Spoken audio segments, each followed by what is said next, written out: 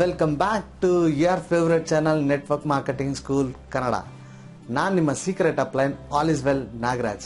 ಇವತ್ತಿನ ವಿಡಿಯೋದಲ್ಲಿ ನಾವೇನಪ್ಪ ತಿಳ್ಕೊಳ್ತೀವಿ ಅಂದರೆ, ನೀವು ಒಂದು ಬಿಸ್ನೆಸ್ ಪ್ಲಾನ್ ಅನ್ನ ಒಬ್ರಿಗೆ ಹೇಳಬೇಕು ಅಂತ ಹೋಗ್ತೀರಾ. ಅವ್ರಿಗೆ ನೀವು ಬಿಸ್ನೆಸ್ ಬಗ್ಗೆ ಸ್ಟಾರ್ಟ್ ಮಾಡಿದ ಕೂಡಲೇ ಅವ್ರು ನಿಮ್ಮನ್ನು ಸ್ಟಾಪ್ ಮಾಡಿ, ಈ ಕಂಪನಿನ, ಈ ಥರದ ಕಂಪನಿನ, ನಾನು ಈ ಥರದ ಸುಮಾರು ಕಂಪನಿ ನೋಡ್ಬಿಟ್ಟಿದ್ದೀನಿ, ಅಲ್ಲಿ ಅಷ್ಟು ಕಂಪನಿ ನೋಡಿದ್ದೀನಿ, ಲಾಸ್ಟ್ ತಿಂಗಳು ಇಷ್ಟು ಕಂಪನಿ ನೋಡಿದ್ದೀನಿ, ಹಿಂಗಾಯ್ತು ಹಂಗಾಯ್ತು ಅಂತ ಹೇಳಿ ನಿಮ್ಮನ್ನು ಬಿಸ್ನೆಸ್ ಪ್ಲಾನ್ ಅನ್ನ ಕೊಡಲಿಕ್ಕೆ ಮುಂಚೆನೆ ನಿಮ್ಮನ್ನು ಹೋಲ್ಡ್ ಮಾಡಿ, ಈ ಥರದ ಕಂಪನಿ ನನಗೆ ಬೇಡ, ನಾನು ಈ ಥರದ ಸುಮಾರು ಕಂಪನಿ ನೋಡಿದ್ದೀನಿ ಅಂತ ನಿಮ್ಮನ್ನು ತಡೀತಿದ್ದಾರೆ ಅಂದರೆ, ಇವರಿಗೆ ನೀವು ಇದನ್ನ ಹೆಂಗ್ ಅರ್ಥ ಮಾಡಿಸ್ಬೇಕು ಅನ್ನೋದನ್ನ ಈ ವಿಡಿಯೋದಲ್ಲಿ ನಾನು ನಿಮಗೆ ಪಾಯಿಂಟ್ ಟು ಪಾಯಿಂಟ್ ಹೇಳ್ತಾ ಬರ್ತೇನೆ. So let's begin the video.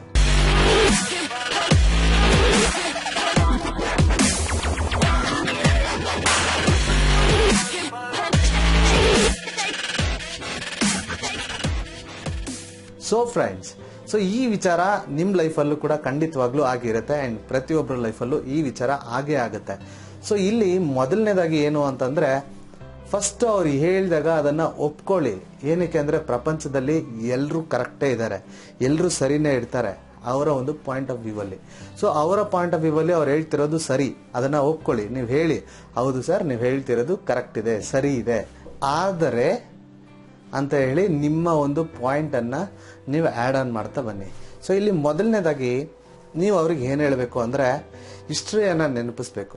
So ಇಲ್ಲಿ ನೀವು ಅವ್ರಿಗೆ ಮೊದಲನೇದಾಗಿ ಹೇಳಬೇಕಾಗಿರೋ ವಿಚಾರ ಏನಪ್ಪಾ ಅಂದ್ರೆ, ಹಿಸ್ಟ್ರಿಯನ್ನ ಒಂದ್ಸತಿ ಚೆಕ್ ಮಾಡೋ ಅಂತ ಒಂದು ವಿಚಾರವನ್ನ ಅವ್ರಿಗೆ ಹೇಳಬೇಕು. ಸೊ ಈ ಒಂದು 20-25 ವರ್ಷಕ್ಕೆ ಮುಂಚೆ ಪ್ಲಾಸ್ಟಿಕ್ ಇಂಡಸ್ಟ್ರಿ ಅನ್ನೋದು ತುಂಬಾ ದೊಡ್ಡ ಮಟ್ಟದಲ್ಲಿ ಝೂಮಿಂಗ್ ಅಲ್ಲಿ ಇತ್ತು. ಅದಾದ್ಮೇಲೆ ರಿಯಲ್ ಎಸ್ಟೇಟ್ ಅನ್ನೋದು ತುಂಬಾ ಒಂದು ಝೂಮಿಂಗ್ ಅಲ್ಲಿ ಇತ್ತು. ಪ್ರೆಸೆಂಟ್ ಈಗ ಇ ಕಾಮರ್ಸ್ ಅನ್ನೋದು ತುಂಬಾ ದೊಡ್ಡ ಝೂಮಿಂಗ್ ಅಲ್ಲಿ ಇದೆ. ಸೊ ಅಪ್ಕಮಿಂಗು ನಮ್ಮ ಈ ಡೈರೆಕ್ಟ್ ಸೆಲ್ಲಿಂಗ್ ಅಲ್ಲಿ ಝೂಮಿಂಗ್ ಅಲ್ಲಿ ಇರುತ್ತೆ. ಸೊ ಇದನ್ನ ನಾವು ಹೇಳಬೇಕಾಗತ್ತೆ. ಸೊ ಇಲ್ಲಿ ಪಾಯಿಂಟ್ ಟು ಪಾಯಿಂಟ್ ನೀವು ಮಾತಾಡಬೇಕು. ಇ ಕಾಮರ್ಸ್ ಇವತ್ತು ಪ್ರೆಸೆಂಟ್ ಅಲ್ಲಿ ಇದೆ. ಸೊ ನಮ್ಮೆಲ್ರಿಗೂ ಇ ಕಾಮರ್ಸ್ ಅನ್ನ ಒಂದು ಉದಾಹರಣೆಗೆ ಅವ್ರಿಗೆ ಅರ್ಥ ಮಾಡಿ ಹೇಳ್ಬೋದು. ಸೊ ಇ ಕಾಮರ್ಸ್ ಅನ್ನೋದು ಫಾರ್ ಎಕ್ಸಾಂಪಲ್ ತಗೊಳ್ಳೋದಾದ್ರೆ, ಅಮೆಝಾನ್ ಅನ್ನೋದು ನಿಮ್ಗೆ ಎಷ್ಟು ವರ್ಷದಿಂದ ಗೊತ್ತಿದೆ? ನಿಮ್ಮನ್ನ ಕೇಳ್ತಾ ಇದೆ, ನಿಮ್ಗೆ ಎಷ್ಟು ವರ್ಷದಿಂದ ಗೊತ್ತಿದೆ? ಒಂದು 5 ವರ್ಷದಿಂದ ಅಥವಾ ಒಂದು 7 ವರ್ಷದಿಂದ, ಮ್ಯಾಕ್ಸಿಮಮ್ ಒಂದು 10 ವರ್ಷದಿಂದ ಅಷ್ಟೇ ಅಲ್ವಾ? ಸೊ ಈ ಅಮೆಝಾನ್ ಅನ್ನೋ ಕಂಪನಿ ಆಕ್ಚುಲಿ ಯಾವಾಗ ಸ್ಟಾರ್ಟ್ ಆಯ್ತು ಗೊತ್ತಾ? 1994ರಲ್ಲಿ ಅಮೆಝಾನ್ ಅನ್ನೋದು ಸ್ಟಾರ್ಟ್ ಆಯ್ತು. ಸೊ ಇ ಕಾಮರ್ಸ್ ಅನ್ನೋ ಈ ಒಂದು ಕಂಪನಿ ಮೊದಲನೇದಾಗಿ ಸಿಸ್ಟಮ್ ಆಗಿ ಕ್ರಿಯೇಟ್ ಆದಾಗ ಜನ ನಗ್ತಿದ್ರಂತೆ, ಇದೆಲ್ಲ ಎಲ್ಲಾಗುತ್ತೆ, ಹೆಂಗಾಗುತ್ತೆ? ಸೊ ಈ ಥರದ್ದೊಂದು ಆಗೋದಕ್ಕೆ ಸಾಧ್ಯನೇ ಇಲ್ಲ. ಸೊ ಈ ರೀತಿಯಾದಂಥ ಒಂದು ಸ್ಟ್ರಗ್ಲಿಂಗ್ ಟೈಮು ಅದಾಗಿತ್ತು. ಸೊ ಅದು ಕೂಡ ಸುಮಾರು ಜನ ಹೇಳಿದ್ರು, ಈ ಥರ ಸುಮಾರು ಕಂಪನಿ ನೋಡಿದ್ದೀನಿ, ಸುಮಾರು ಕಂಪನಿ ಮಾಡಿದ್ದೀನಿ. ಸೊ ಈ ಥರ ಎಲ್ಲ ಸುಮಾರು ಜನ ಅಲ್ಲೂ ಕೂಡ ಕೊಲಾಬ್ರೇಷನ್ ಮಾಡಿಕೊಂಡು ಅಲ್ಲಿರೋರನ್ನ ಡಿಸಪಾಯಿಂಟ್ ಮಾಡಿಕೊಂಡು ಏನೇನೋ ಟ್ರೈ ಮಾಡಿದ್ರು. ಬಟ್ ಇ ಕಾಮರ್ಸ್ ಅನ್ನೋದು ದೊಡ್ಡ ಮಟ್ಟದಲ್ಲಿ ರೆವಲ್ಯೂಷನ್ ಆಗಿಲ್ಲ. ಏನಕ್ಕಾಗಿಲ್ಲ? ಆ ರೆವಲ್ಯೂಷನ್ ಆಗುವಂಥ ಒಂದು ಅಟ್ಮಾಸ್ಫಿಯರ್, ಒಂದು ಸಿಚುವೇಶನ್ ಅನ್ನೋದು ಅಲ್ಲಿ ಕ್ರಿಯೇಟ್ ಆಗಿರಲಿಲ್ಲ. ಇದೇ ಕಾರಣಕ್ಕೆ ಇ ಕಾಮರ್ಸ್ ಅನ್ನೋ ಇಂಡಸ್ಟ್ರಿ ಅಷ್ಟು ದೊಡ್ಡ ಮಟ್ಟಕ್ಕೆ ಸೌಂಡ್ ಮಾಡಿಲ್ಲ. ಸೊ ಇದು ಯಾವಾಗ ಸೌಂಡ್ ಮಾಡ್ತು ಅಂದರೆ, ನಮ್ಮ ಜನರ ಅಗತ್ಯ ಏನಿತ್ತು ಅದು ಜಾಸ್ತಿ ಆದಾಗ. ಸೊ ನಮ್ಮ ಜನರಿಗೆ ಅಗತ್ಯ ಯಾವ ರೀತಿ ಬೇಕಿತ್ತು, ನಮ್ಮ ಜನರಿಗೆ ಏನು ಅಗತ್ಯ ಬೇಕಿತ್ತು? ಮೊದಲನೇದಾಗಿ ಅವ್ರಿಗೆ ಟೈಮ್ ಸೇವ್ ಮಾಡಬೇಕಾಗಿತ್ತು. ಸೊ ಇದನ್ನ ಕರೆಕ್ಟಾಗಿ ಅರ್ಥ ಮಾಡಿಕೊಂಡ್ರು. ಟೈಮ್ ಸೇವ್ ಮಾಡೋದಕ್ಕೆ ಬೈ ಡೋರ್ ಡೆಲಿವರಿ ಕೊಡ್ತೀನಿ ಅಂತ ಒಂದು ಸರ್ವಿಸ್ ತಗೊಬಂದರು. ಎರಡನೇದು, ಅಮೌಂಟು ಕಡಿಮೆ ಆಗಬೇಕಾಗಿತ್ತು. ಅಮೌಂಟನ್ನು ಆಫರ್ ಕೊಡ್ತೀವಿ, ಇದು ಕೊಡ್ತೀವಿ, ಅದು ಕೊಡ್ತೀವಿ ಅಂತ ಹೇಳಿ ಅಲ್ಲಿಂದ ಆಫರ್ಗಳನ್ನು ಕೊಟ್ಟು ಅಟ್ರಾಕ್ಟ್ ಮಾಡಿದ್ರು. ಮೂರನೇದಾಗಿ ಸರ್ವಿಸ್ ಕೊಟ್ಟರು.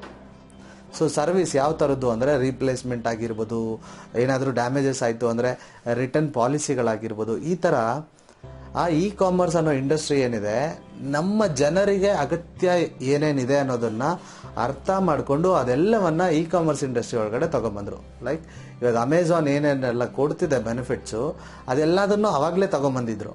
ಆದರೂ ಕೂಡ ದೊಡ್ಡ ಮಟ್ಟದಲ್ಲಿ ರೆವಲ್ಯೂಷನ್ ಆಗಿಲ್ಲ. ಯಾಕಾಗಿಲ್ಲ ಅಂದರೆ, ಅವತ್ತು ಇಂಟರ್ನೆಟ್ ಅನ್ನೋದು ತುಂಬ ತುಂಬ ತುಂಬ ಕಡಿಮೆ ಜನ ಬಳಸ್ತಿದ್ರು. ಸೈಬರ್ ಸೆಂಟರ್ಗಳಲ್ಲಿ ಮೋಸ್ಟ್ ಪ್ರಾಬಬ್ಲಿ ಬಳಸ್ತಿದ್ರು. ಬಟ್ ಯಾವಾಗ ಈ ಒಂದು ಇಂಡಸ್ಟ್ರಿ ಬೆಳೀತು ಅನ್ನೋದಾದರೆ, ನೀವು ಈ ವಿಡಿಯೋ ನೋಡ್ತಿರೋ ಅಂತ ಈ ಸ್ಮಾರ್ಟ್ ಫೋನ್ ಅನ್ನೋ ಒಂದು ರೆವಲ್ಯೂಷನ್ ಆದಾಗ, ಇದು ನಮ್ಮ ಜನರ ಕೈಯಲ್ಲೇ ಇರುವಂಥ ಅಡಿಕ್ಟ್ ಯಾವಾಗ ಆಗಕ್ಕೆ ಬಂತೋ ಆವಾಗ ಇ ಕಾಮರ್ಸ್ ಆನ್ಲೈನ್ ಇಂಡಸ್ಟ್ರಿಗಳೇನಿತ್ತು ಇದೆಲ್ಲ ಕೂಡ ತುಂಬ ದೊಡ್ಡ ಮಟ್ಟದಲ್ಲಿ ಗ್ರೋ ಆಗ್ತಾ ಬಂತು. ಸೊ ಈ ರೀತಿ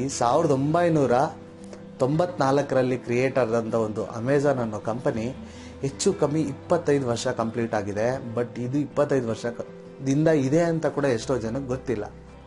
ಆದರೆ ಲಾಸ್ಟ್ ಒಂದು 7 to 10 ಇಯರ್ಸಲ್ಲಿ ಇವರು ಒಟ್ಟಾರೆ 15 ವರ್ಷದಲ್ಲಿ ಏನು ಅರ್ನ್ ಮಾಡಿದ್ರೋ ಅದರ 100 ಟೈಮ್ಸ್ ಫಾಸ್ಟರ್ ಲಾಸ್ಟ್ 10 ವರ್ಷದಲ್ಲಿ ಈ ಒಂದು ಇ ಕಾಮರ್ಸ್ ಇಂಡಸ್ಟ್ರಿ ಗ್ರೋತ್ ಆಗಿಬಿಡ್ತು. ಸೊ ಇದು ಗ್ರೋತ್ ಆಗೋದಕ್ಕೆ ನಾವೆಲ್ಲ ಬದಲಾದ್ವಿ, ನಮಗೆಲ್ಲ ಅದರ ಅವಶ್ಯಕತೆ ಉಂಟಾಗ್ಬಿಡ್ತು. ನಮ್ಮ ಹತ್ರ ಟೈಮ್ ಇಲ್ಲ, ನಮ್ಮ ಟೈಮನ್ನು ಸೇವ್ ಮಾಡಲಿಕ್ಕೆ ನಾವು ಖರ್ಚು ಮಾಡೋಕ್ಕೆ ಸ್ಟಾರ್ಟ್ ಮಾಡಿದ್ವಿ.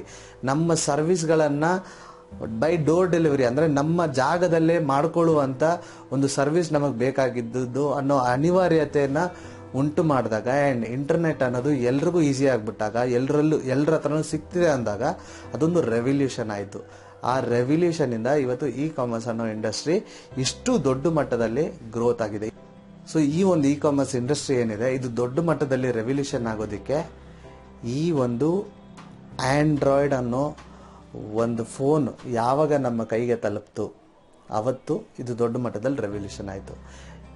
ತಲುಪಿದ್ರ ಜೊತೆಗೆ ನಮ್ಮ ಅವಶ್ಯಕತೆ ಏನೇನಿತ್ತು ಅದೆಲ್ಲದನ್ನು ಈ ಇಂಡಸ್ಟ್ರಿ ಕೊಡ್ತು ಅನ್ನೋ ಕಾರಣಕ್ಕೆ ಇದು ರೆವಲ್ಯೂಷನ್ ಅನ್ನು ಮಾಡಿತು.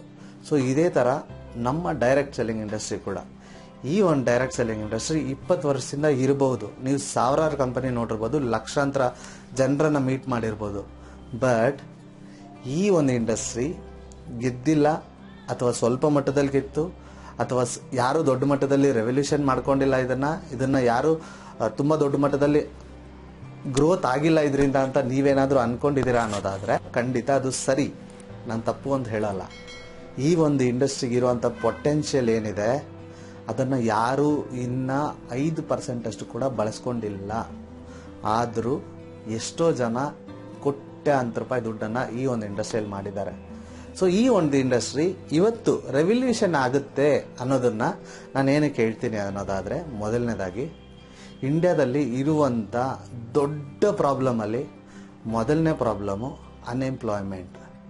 ಸೊ ಜಾಬ್ಲೆಸ್ ಪೀಪಲ್ ಸುಮಾರು ಜಾಸ್ತಿ ಆಗ್ತಾನೆ ಇದ್ದಾರೆ. ಜನ ಇವತ್ತು ಬರೀ 10,000 ಓಪನಿಂಗ್ಸ್ ಇರುವಂಥ ಗೌರ್ಮೆಂಟ್ ಜಾಬ್ಗಳಲ್ಲಿ ಕೋಟ್ಯಾಂತರ ಜನ ಅಪ್ಲಿಕೇಶನ್ ಆಗ್ತಿದ್ದಾರೆ ಆ ಜಾಬ್ಗೆ. ಬರೀ 100 ಜನ ಬೇಕಿರುವಂಥ ಕಾರ್ಪೊರೇಟ್ ಕಂಪನಿಗಳಲ್ಲಿ ಸಾವಿರಾರು ಜನ ಇಂಟರ್ವ್ಯೂವನ್ನು ಅಟೆಂಡ್ ಮಾಡ್ತಿದ್ದಾರೆ. ಸೊ ಈ ರೀತಿ ಜಾಬ್ ಕಡಿಮೆ ಇದೆ, ಜೊತೆಗೆ ಇರೋ ಜಾಬಲ್ಲಿ ಸಿಕ್ಕಾಪಟ್ಟೆ ಕಾಂಪಿಟೇಷನ್ ಇದೆ ಅಂದಾಗ ಜನರಿಗೆ ಕೆಲಸ ಆದರೂ ಎಲ್ಲಿ ಸಿಗುತ್ತೆ? ಸಿಗಲ್ಲ. ಕೆಲಸ ಸಿಗ್ತಿಲ್ಲ ಅಂತ ನಮ್ಮದೇ ಸ್ವಂತ ಬಿಸ್ನೆಸ್ ಮಾಡೋಣ ಅಂದ್ಕೊಂಡ್ರೆ ಲಕ್ಷಾಂತರ ರೂಪಾಯಿ ದುಡ್ಡು ಬೇಕು. ದುಡ್ಡು ನಮ್ಮ ಹತ್ರ ಇಲ್ಲ ಅನ್ನೋದೇ ಪ್ರಾಬ್ಲಮ್. ಕರೆಕ್ಟ್? ಸೊ ಈ ಎರಡಕ್ಕೂ ದಾರಿ ಇಲ್ಲ ಅಂದಾಗ ನಮ್ಮ ಈ ಒಂದು ಡೈರೆಕ್ಟ್ ಸೆಲ್ಲಿಂಗ್ ಇಂಡಸ್ಟ್ರಿಯಲ್ಲಿ without taking any risk, without need any office places, without need any products, ಅಥವಾ ವಿತೌಟ್ ನೀಡ್ ಎನಿ ಇನ್ವೆಸ್ಟ್ಮೆಂಟ್, ನಾವು ಈ ಒಂದು ಇಂಡಸ್ಟ್ರಿಯಲ್ಲಿ ಲಕ್ಷಾಂತರ ರೂಪಾಯಿ ಗಳಿಸ್ಬೋದು ಅನ್ನೋದಾದರೆ ಈ ಒಂದು ಇಂಡಸ್ಟ್ರಿ ರೆವಲ್ಯೂಷನ್ ಮಾಡುತ್ತಾ ಮಾಡಲ್ವಾ? ಇದಕ್ಕೆ ಮುಂಚೆ ಮಾಡಿರಲಿಲ್ಲ. ವೈ? ಬಿಕಾಸ್ ಅವತ್ತು ನೆಟ್ವರ್ಕ್ ಮಾರ್ಕೆಟಿಂಗ್ ಇಂಡಸ್ಟ್ರಿ ಅಥವಾ ಡೈರೆಕ್ಟ್ ಸೆಲ್ಲಿಂಗ್ ಇಂಡಸ್ಟ್ರಿ ಅನ್ನೋದೇನಿತ್ತು ಅಲ್ಲಿ ಜನರ ಅನಿವಾರ್ಯತೆ ಏನಿತ್ತು ಅದು ಮೇ ಬಿ ಕಡಿಮೆ ಇತ್ತು. ಆ್ಯಂಡ್ ಸೆಕೆಂಡ್ಲಿ ಕಮ್ಯುನಿಕೇಷನ್ ಗ್ಯಾಪ್ ತುಂಬ ದೊಡ್ಡ ಮಟ್ಟದಲ್ಲಿತ್ತು. ಜನರಿಂದ ಜನರಿಗೆ ವಿಚಾರಗಳು ತಲುಪುವಾಗ 100% ಆಗಿ ಇನ್ಫಾರ್ಮೇಷನ್ ಅನ್ನೋದು ತಲುಪಲಿಲ್ಲ. ನಾನು ಒಂದು ಕಂಪನಿ ನಡೆಸ್ತಿದ್ದೀನಿ ಅಂದರೆ ನನ್ನ ಕಂಪನಿ ಕಡೆಯಿಂದ ನಿಮಗೆ 100% ಇನ್ಫಾರ್ಮೇಷನ್ ತಲುಪಿರುತ್ತೆ. ನೀವು ಅದನ್ನು 80% ತಲುಪಿಸ್ತೀರಾ, ಅವರು ಅದನ್ನು 60%, ಅವರು ಅದನ್ನು 20%ಗೆ ಅಂತೇಳಿ ಇಲ್ಲಿದ್ದಂಥ ಬಿಸ್ನೆಸ್ ಏನಿತ್ತು ಅದು ಕಂಪ್ಲೀಟ್ ಎಂಡ್ ಯೂಸರ್ಗೆ ಹೋಗೋ ಅಷ್ಟೊತ್ತಿಗೆ 5%, 2% ಅಂತ ಬಂತು. ಕೊನೆಗೆ ಏನೂ ಇಲ್ವೇ ಇಲ್ಲ, ಸುಮ್ಮನೆ ದುಡ್ಡು ಹಾಕಿ ದುಡ್ಡು ತಗೊಳ್ಳಿ. ಈ ಲೆವೆಲ್ಗೆ ಈ ಒಂದು ಇಂಡಸ್ಟ್ರಿ ನೆಗೆಟಿವ್ ಆಗೋಯ್ತು. ಏನಕ್ಕೆ ಅಂದರೆ ಇದರ ಇನ್ಫಾರ್ಮೇಷನ್ ಯಾರ ಕೈಗೂ ಕಂಪ್ಲೀಟ್ ಆಗಿ ಸಿಗದೆ ಅಂತೆ ಒಂದು ಪ್ರಾಬ್ಲಮ್ ಅನ್ನೋದು ಕ್ರಿಯೇಟ್ ಆಗಿಬಿಡ್ತು. ಆದರೂ ಸೆಮಿನಾರ್ಸ್ ಇದ್ದಿರುತ್ತೆ, ಮೀಟಿಂಗ್ಸ್ ಇದ್ದಿರುತ್ತೆ, BOPs ಇದ್ದಿರುತ್ತೆ, ಟ್ರೈನಿಂಗ್ಸ್ ಇದ್ದಿರುತ್ತೆ. ಬಟ್ ಇದೆಲ್ಲದನ್ನು ಅಟೆಂಡ್ ಮಾಡಿದ್ದೇ ಇದ್ದಂಥ ಕಾರಣದಿಂದ ಸುಮಾರು ಜನ ಇದರಲ್ಲಿ ಕರೆಕ್ಟ್ ಹಾಕಿದಂಥ ದುಡ್ಡನ್ನು ರಿಟರ್ನ್ ತಗೊಳಕ್ಕಾಗದೆ ಒದ್ದಾಡಿರ್ಬೋದು. ಬಟ್ ಆದರೆ ಇವತ್ತು ಪ್ರೆಸೆಂಟ್ ಇರುವಂಥ ಸೆಂಚುರಿ ಜನ ಯಾರಿದ್ದಾರೆ ಇವರೆಲ್ಲರ ಹತ್ರನೂ ಸ್ಮಾರ್ಟ್ ಫೋನ್ ಅನ್ನೋ ಒಂದು ದೊಡ್ಡ ದೇವದೂತ ಇದ್ದಾನೆ. ಈ ಒಂದು ಸ್ಮಾರ್ಟ್ ಫೋನ್ ಅನ್ನೋದಿತ್ತು ಅಂದರೆ ಭೂಮಿಯಿಂದ ಆಕಾಶಕ್ಕೆ ರಾಕೆಟ್ ಹೇಗೆ ಬಿಡ್ಬೋದು ಅನ್ನೋದನ್ನು ಕೂಡ ನೀವು ಚೆಕ್ ಮಾಡಿ ಅದನ್ನು ತಿಳ್ಕೊಬೋದು. ಸೊ ಅಷ್ಟೊಂದು ಇನ್ಫಾರ್ಮೇಷನ್ ಈ ಒಂದು ಸ್ಮಾರ್ಟ್ ಫೋನಲ್ಲಿ ಸಿಗುತ್ತೆ. ಸೊ ಈ ಫೋನಲ್ಲಿ ನೀವು ಏನನ್ನ ಬೇಕಾದರೂ ತಿಳ್ಕೊಬೋದು, ತಿಳಿಸ್ಬೋದು ಅಂದಾಗ ಸೊ ಇನ್ಫಾರ್ಮೇಷನ್ ಏನಿರುತ್ತೆ ಅದು 100% ಟ್ರಾನ್ಸ್ಪರೆಂಟಾಗಿ ನಿಮಗೆ ಸಿಗುತ್ತೆ. 100% ಕಂಪ್ಲೀಟ್ ಇನ್ಫಾರ್ಮೇಷನ್ ಅನ್ನೋದು ನಿಮಗೆ ಈಸಿಯಾಗಿ ತಲುಪುತ್ತೆ. ಸೊ ಈ ಇಂಡಸ್ಟ್ರಿಯಲ್ಲಿ ಇರುವಂಥ ಇನ್ನೊಂದು ಬಿಗ್ಗೆಸ್ಟ್ ಅಡ್ವಾಂಟೇಜ್ ಈಗ ಪ್ರೆಸೆಂಟ್ ಏನಪ್ಪ ಅಂದರೆ ಇದನ್ನು ಗೌರ್ಮೆಂಟ್ ಅವರು ಕೂಡ ಅಪ್ರೂವ್ ಮಾಡಿದ್ದಾರೆ. 2016ರಲ್ಲಿ ಡೈರೆಕ್ಟ್ ಸೆಲ್ಲಿಂಗ್ ಇಂಡಸ್ಟ್ರಿ ಗೈಡ್ಲೈನ್ಸ್ ಅನ್ನೋದು ಕೂಡ ಆಗಿದೆ.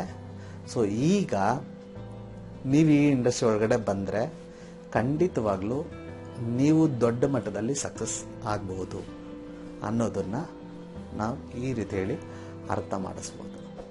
ಸೊ ಮೊದಲನೇದಾಗಿ ನೀವೇನು ಮಾಡಿ ಅಂದರೆ ಪಾಸ್ಟ್ ಇದಕ್ಕೆ ಮುಂಚೆ ರೆವಲ್ಯೂಷನ್ ಆದಂಥ ಎಲ್ಲ ಇಂಡಸ್ಟ್ರಿಗಳು ಹೆಂಗಾದವು ಹೇಳಿ. ನಮ್ಮ ಇಂಡಸ್ಟ್ರಿನೂ ಹಂಗೆ ಫಸ್ಟು ಇಮಿಡಿಯೇಟಾಗಿ ಪಿಕಪ್ ಆಗದೆ ಇದ್ದಿರ್ಬೋದು, ಸ್ವಲ್ಪ ಸ್ವಲ್ಪ ಸ್ವಲ್ಪ ಸ್ವಲ್ಪ ಆಯಿತು ಪಿಕಪ್.